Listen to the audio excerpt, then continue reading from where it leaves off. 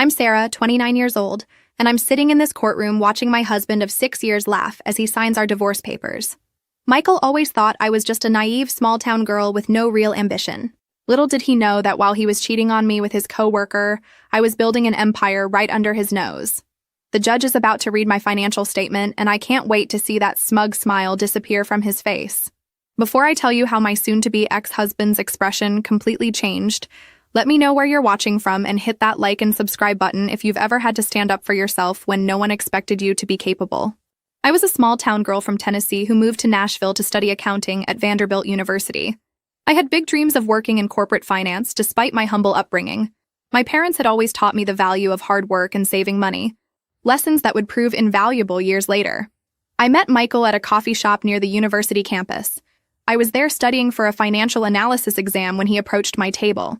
He was a third-year law student from a traditional family of Nashville attorneys, and he radiated the kind of confidence that only comes from never having to worry about money a single day in your life.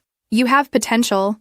You just need the right guidance," were his first words to me, looking at my accounting textbook spread across the table.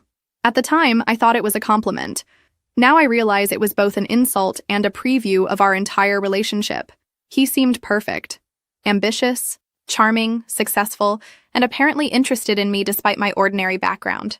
Our romance was a whirlwind. Michael took me to restaurants I could never afford, weekend trips to Gatlinburg, and introduced me to a lifestyle I had only seen in movies. But from the beginning, he was constantly improving my tastes and social circle.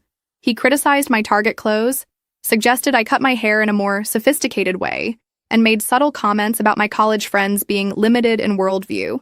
I was making a modest income working part-time as an accounting assistant at a small firm. I loved my job, the analytical challenges, and the satisfaction of seeing numbers fit together perfectly. Michael, however, referred to it as my little job, and frequently suggested I didn't even need to work. "Why exhaust yourself for pennies when I can give you everything you need?" he would say, not understanding that my career was about more than money. It was about my identity and independence. After 18 months of dating, he proposed during a romantic weekend in Gatlinburg. The ring was stunning, the champagne expensive, and the moment perfectly orchestrated for maximum impact. Several people in the restaurant even applauded. It felt like a fairy tale, and I said yes without hesitation. Our wedding was an intimate ceremony in Savannah, Georgia. My choice, despite his family's pressure for something grander in Nashville. Looking back, I realized that was one of the few times I managed to hold my ground against the Shannon family expectations.